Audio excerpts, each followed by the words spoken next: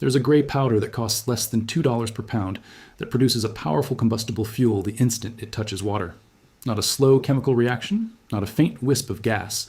A roaring, controllable flame produced in seconds from nothing but powder and water.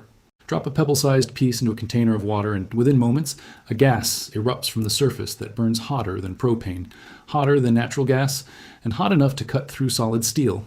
Miners used it 100 feet underground to light their way through pitch-black tunnels for over a century.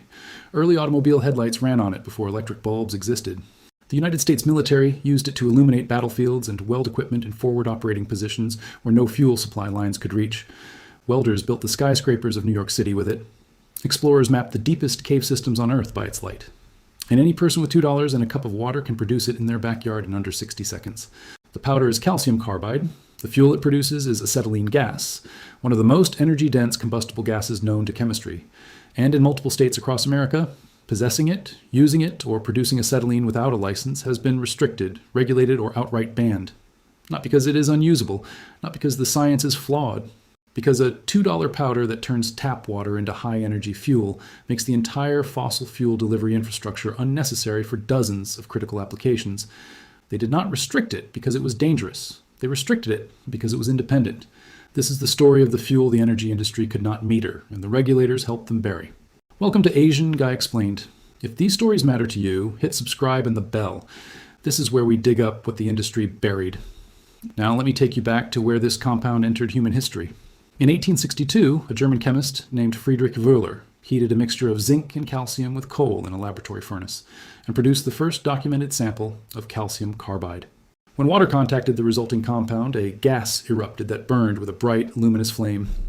Wöhler documented the reaction, but could not find an economical way to produce calcium carbide in large quantities.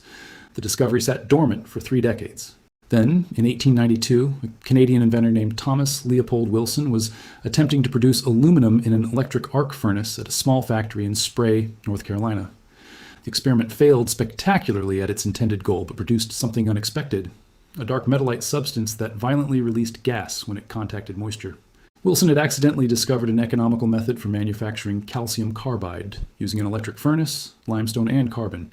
He quickly realized that the gas produced was acetylene, and that this gas burned with an intensity and brightness that far surpassed every existing lighting fuel on the market. Within 2 years, Wilson had patented the process, and the carbide lamp was born. By 1900, carbide lamps had become the dominant lighting technology in the mining industry worldwide. Every coal miner, silver miner, and copper miner in America descended into the earth carrying a small brass lamp with a water chamber on top and a calcium carbide chamber on the bottom. Water dripped onto the carbide, acetylene gas flowed to a burner tip, and a bright white flame illuminated the darkness. 1 pound of calcium carbide produced enough light to work an entire 12-hour shift underground. The lamps were cheap, reliable, and required nothing but powder and water to operate. No batteries, no wires, no external fuel supply. Cave explorers adopted carbide lamps as the standard illumination tool for underground mapping expeditions. Early automobiles used acetylene headlights powered by carbide generators mounted to the chassis. Lighthouses along the coasts of Sweden, Norway, and Canada ran on automated carbide to acetylene systems that operated for months without human intervention. By 1905, acetylene gas produced from calcium carbide had become one of the most widely used fuel gases in the industrialized world. Now here is the science behind why this $2 powder is so extraordinarily powerful. The chemical reaction is elegant and absolute. Calcium carbide, chemical formula CaC2, reacts with water, H2O, to produce acetylene gas, C2H2, and calcium hydroxide, a harmless calcium compound commonly known as slaked lime. The reaction is exothermic, meaning it generates heat spontaneously. No ignition source is needed to start the chemical process. Water touches carbide and gas production begins immediately. Acetylene burns at approximately 5,700 degrees Fahrenheit when mixed with pure oxygen, making it the hottest burning common fuel gas in existence. For comparison, propane burns at roughly 3,600 degrees, and natural gas at approximately 3,560 degrees. Even without pure oxygen, acetylene burning in open air produces a flame temperature exceeding 4,000 degrees Fahrenheit, hot enough to melt steel, braze copper, and weld iron. 1 kilogram of calcium carbide produces approximately 350 liters of acetylene gas.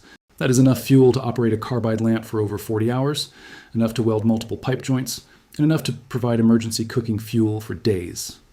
A study published in the Journal of Chemical Education confirmed the stoichiometric yield of calcium carbide to acetylene conversion at rates consistent with industrial-grade production. The chemistry has been understood, documented, and industrially applied for over 130 years, without a single revision to the fundamental reaction equation. So why is a compound this useful, this cheap, and this well-documented, restricted in multiple jurisdictions across America, while propane tanks sit unregulated on the porch of every gas station in the country? Because the energy industry cannot meter acetylene produced from a bag of rocks and a cup of water. The global industrial gas market generates over $100 billion in annual revenue. The residential propane market alone accounts for over $30 billion per year in the United States. Every propane tank refill, every natural gas monthly bill, every welding gas cylinder rental generates revenue that flows through a system designed around centralized fuel production and controlled distribution. Calcium carbide dismantles that entire model. A 50-pound bag costs between $40 and $70 from industrial suppliers and produces enough acetylene to replace hundreds of dollars worth of commercial fuel gas.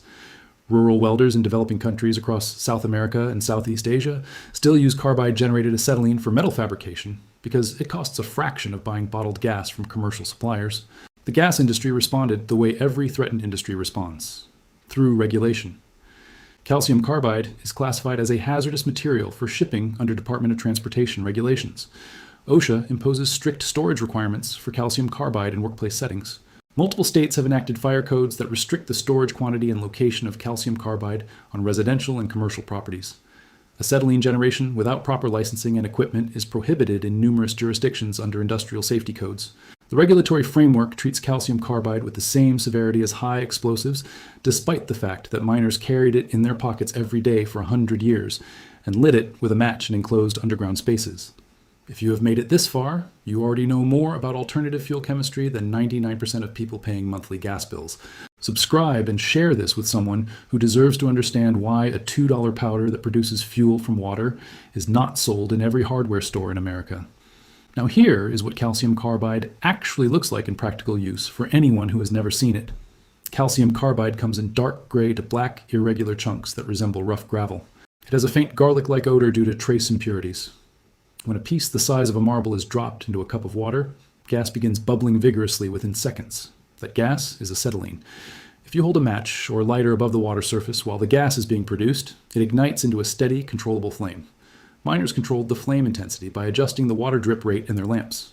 More water meant more gas and a brighter flame. Less water meant a smaller flame and longer burn time. For emergency applications, a tin can with a small hole punched in the lid, a few pieces of carbide inside, and water added through the hole creates an improvised fuel gas generator that produces a usable flame for heating, lighting, or cooking. Carbide lamps designed for caving and mining are still manufactured and sold today in specialty outdoor equipment stores and are used by cavers worldwide who prefer the warm, reliable light over battery-powered alternatives. Now, I need to be completely and absolutely honest about the limitations and dangers, because this section is not optional. Acetylene is an extremely flammable gas. It is explosive when mixed with air at concentrations between 2.5% and 82% by volume. That is one of the widest explosive ranges of any common gas. Calcium carbide must be stored in airtight waterproof containers because any moisture contact produces gas immediately. Accidental exposure to rain, humidity, or even damp air can cause uncontrolled gas release in enclosed spaces, creating an explosion risk. Acetylene should never be generated or used indoors or in any poorly ventilated space. The calcium hydroxide byproduct is alkaline and can cause skin irritation and eye damage with direct contact. Wear gloves and eye protection when handling calcium carbide and avoid breathing the dust. In many jurisdictions, generating acetylene without proper safety equipment and licensing is illegal, and violations carry serious penalties including fines and criminal charges. This compound is genuinely dangerous when handled carelessly. The miners who used it daily understood its risks intimately and followed strict safety protocols.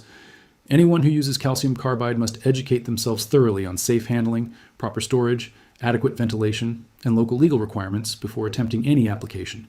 The limitations and dangers are not minor footnotes. They are fundamental to responsible use. This knowledge did not disappear because it stopped working.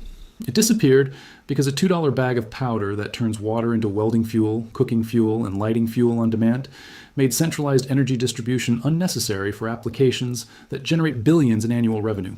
For over 130 years, calcium carbide lit the darkness underground, built the steel infrastructure of modern cities, and gave ordinary people the ability to produce high-energy fuel from nothing but powder and water.